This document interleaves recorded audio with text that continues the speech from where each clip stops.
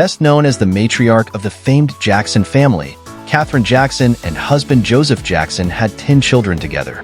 She encouraged her children's musical talents, and when sons Jackie, Jermaine, Marlon, Michael, and Tito became the Jackson 5, she acted as costume designer.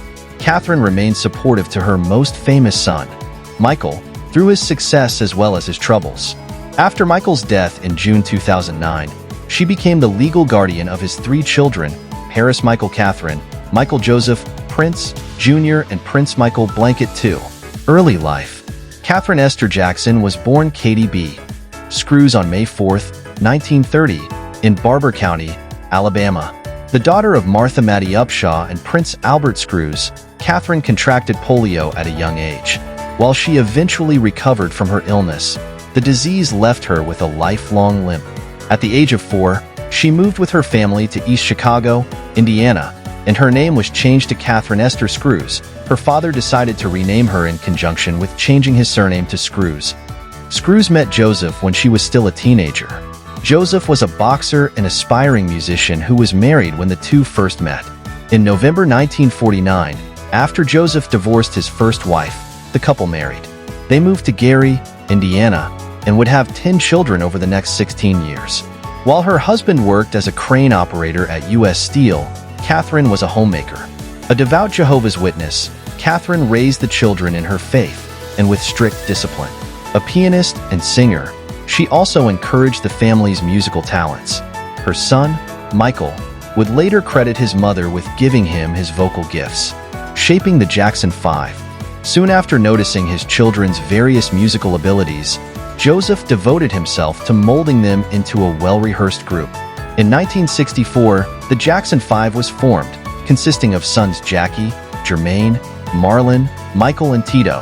As their fame grew, the group performed at talent shows and opening acts that took them all over the country, including to the renowned Apollo Theater in Harlem, New York, where they won an amateur night competition in 1967. During this time, Katherine acted as the group's designer, often making suits and costumes for her sons to wear during their performances. After the Jackson 5 signed with Motown Records in 1968, Katherine took a back seat on the group's affairs, but continued to be a supportive mother. As her son, Michael, skyrocketed to fame as a solo artist, she stuck by his side through his highs and lows, from his success with the album Thriller to his 2005 struggle with child molestation charges. She also continued to be a supportive wife through her husband's public indiscretions with women. Despite several tumultuous moments in their relationship, they remained together, residing in a mansion in Encino, California. Death of Michael Jackson. In June 2009, Katherine was pulled into the media spotlight when Michael died after suffering cardiac arrest from acute propofol intoxication in his Los Angeles home. In a copy of Michael's will, his mother was listed as the guardian of his 3 children. She was also named as one of the recipients of the pop star's estimated $500 million fortune. In February 2010, an official coroner's report on Michael's cause of death was released, revealing that the singer had died from acute propofol intoxication. The overdose had reportedly worked in combination with a lethal prescription drug cocktail, which included the painkiller Demerol, as well as lorazepam, midazolam, benzodiazepine, diazepine, and ephedrine, to shut down the star's weakened heart. Aided by his personal physician, Dr. Conrad Murray, Michael had used the drugs to help him sleep at night. After a police investigation revealed that Dr. Murray was not licensed to prescribe most controlled drugs in California, his actions while caring for Michael were further scrutinized. The singer's death was ruled a homicide, and Murray, in turn, found himself facing an involuntary manslaughter charge. Murray was found guilty on November 7, 2011. He later received a 4-year prison sentence. Jackson family drama. In July 2012, Katherine was again thrown into the media spotlight after a bizarre incident in which a family member reported her missing. While it was soon discovered that Katherine had taken a trip to Arizona, where she was spending time with family, a judge suspended Katherine as guardian of Michael's children just a few days later. On July 25, 2012, T.J. Jackson, son of Tito, was appointed temporary guardian of Paris, Prince, and Blanket, stating that he was suspending Katherine's guardianship because she had been gone and out of communication with the children for 10 days.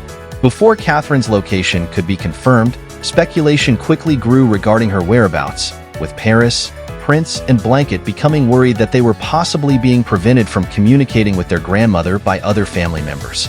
Exacerbating the paranoia, Katherine's disappearance came shortly after a dispute between her and several members of the Jackson clan, including singer Janet Jackson, who raised questions about the validity of Michael's will, pointing fingers at the Jackson matriarch and calling for the executors of his estate to resign. On August 2, 2012, a judge restored Katherine as the primary guardian of Paris, Prince, and Blanket, also approving a plan granting TJ co-guardianship of the children. In late 2012, the Jackson family was once again entangled in a legal battle. Believing that AEG Live, the company that promoted Michael's planned comeback series, This Is It, in 2009, had failed to effectively protect the singer while he was under Murray's care and thusly was liable for his death, the Jacksons decided to sue the company. Katherine officially filed a wrongful death lawsuit against AEG with her grandchildren. The trial began on April 29, 2013, with Katherine being represented by attorney Brian Panish. They wanted to be number one at all costs, Panish said during his opening statements on the first day of the trial. "We're not looking for any sympathy. We're looking for truth and justice." Lawyers sought up to $1.5 billion, an estimation of what Michael Jackson could have earned over the months since his death, if he were alive, in the case. But in October 2013, a jury determined that AEG was not responsible for Michael's death. Although Michael Jackson's death was a terrible tragedy, it was not a tragedy of AEG Live's making, said Marvin S. Putnam, AEG's lawyer. Thanks for watching. Kindly subscribe, like, and share for more amazing content.